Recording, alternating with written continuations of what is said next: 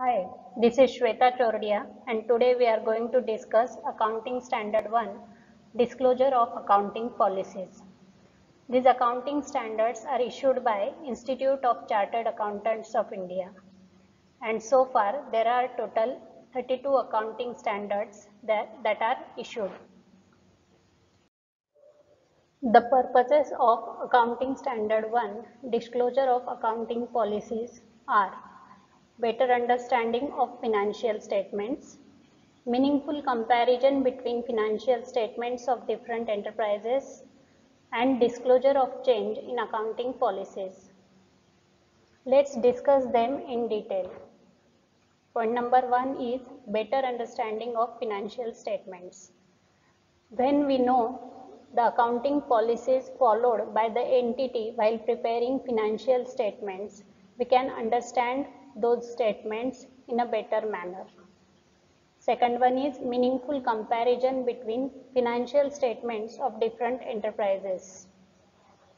When we compare the financial statements made by two different entities and we know the accounting policies followed by them, we can give proper weightage to differences in accounting policies followed by them, and that makes the comparison of that financial statements more meaningful. Point number 3 is disclosure of change in accounting policies. Generally, the entity follows accounting policies consistently in its financial statements.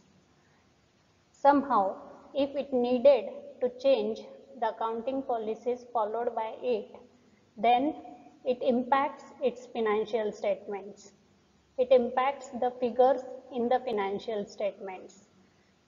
If the change in accounting policies is disclosed in financial statements, the reader of financial statement can give proper weightage to the fact. This standard is applicable to all enterprises.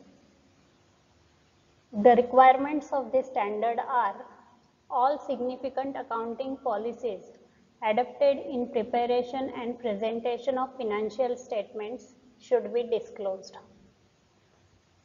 The significant accounting policies followed by the entity should be disclosed in the financial statements. Second one is the disclosure of significant accounting policies should form part of financial statements and they should be disclosed at one place. So, if you will see the financial statements or annual reports of the entities, you can get it downloaded from online also. You can find that significant accounting policies followed by the entity are disclosed at one place. That is the requirement of these accounting standards. So, the entity should disclose all significant accounting policies followed by them at one place in its financial statements. Point number 3 is any change in accounting policies which has material effect in current period or future periods, the amount of such effect should be disclosed to the extent ascertainable. So, if we have changed the accounting policies and it has a material effect means significant effect which can change the decisions of users of financial statement. So, any change which is material which will come in current period or future periods, the amount of such effect should be disclosed to the extent ascertainable. Where such amount is not ascertainable, wholly or in part, the fact should be indicated. If it is not possible to find out the effect, material effect, the amount of material effect, wholly or in part, it should be indicated, the fact should be indicated. Many a times we have used the word different accounting policies. Now we must know which areas in which differing accounting policies are possible. Now these are certain examples, and the list is not exhaustive. There can be other examples also. These are just for the purposes of your reference. So different accounting policies can be followed while charging depreciation. Two commonly known methods of depreciation we already know, straight line method or reducing balance method. There are a total 8 different methods of charging depreciation. You may have heard about some of this digits method and sinking fund method, etc. So there are variety of methods of charging depreciation which the entities can follow. Valuation of inventory, there are different methods of valuing inventories. You must have gone through the topic of inventory management, where you must have um, understood the variety of methods which are followed. While valuation of inventories, there can be cost plus method by which inventories are valued, or there can be market value on the basis of which inventories can be valued. So variety of methods are available for valuation of inventories. Then valuation of investments. Investments can be valued at historical cost or current market value. Valuation of fixed assets. Fixed assets can also be valued with different variety of methods. So the list is not exhaustive, but these are the examples where the entities can follow different accounting policies.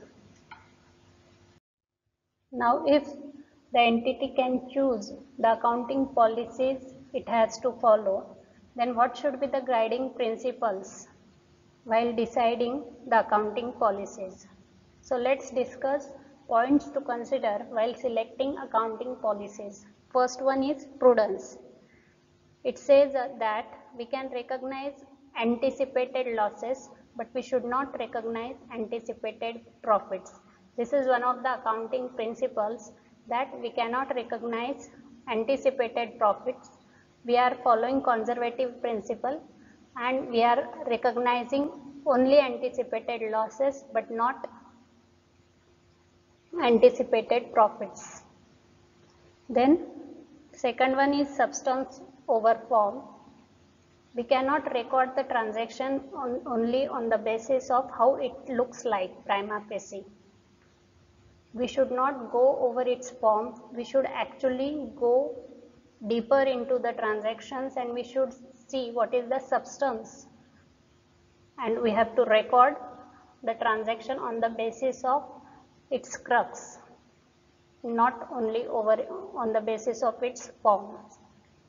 Third one is materiality. Financial statements should disclose all material items which affect decisions. What is material items? Items which affect decisions of users of financial statements are called as material items. So financial statement should disclose all important items which can affect the decisions of users of financial statements. And while selecting accounting policies, the entity should consider these fundamental accounting assumptions. For example, going concern, consistency and accrual. So considering these fundamental accounting assumptions, the entity should select its accounting policies. So these are the 4 points on the basis of which the entity should select accounting policies. Now we will go into detail in fundamental accounting assumptions in next slide. We will discuss these 3 points. So we need to consider fundamental accounting assumptions while selecting accounting policies. These assumptions are going concern. It tells us that an enterprise will continue its operations in the foreseeable future, and neither there is intention nor there is need to materially curtail its scale of operation. So when we follow accounting policies, we consider that our organization is going to be they are going to exist for a long period of time. We don't consider it that it is a short-term entity or it has short-term existence. On the basis of this principle only, when we select when we charge depreciation, we charge depreciation consistently over life of asset for 5 years, 10 years or whatever it may be. We don't charge depreciation on the asset in first year of its use itself, because we consider that our organization is going to be existing for a long period of time. Second one is consistency. It is assumed that accounting policies are consistent from one period to another.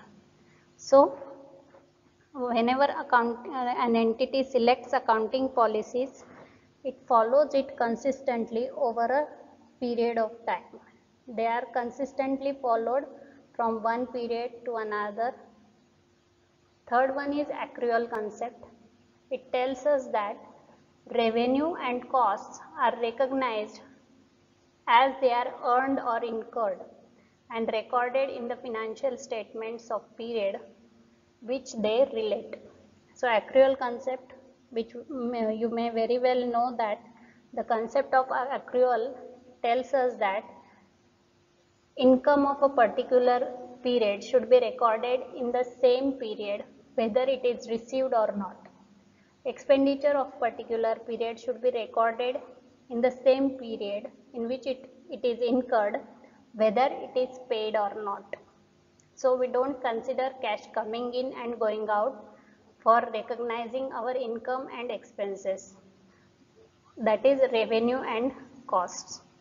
We consider that income of a particular year should be recognized in that year only. Income or expenditure of a particular year should be recognized in that year only, irrespective of whether cash came in or gone out of the business.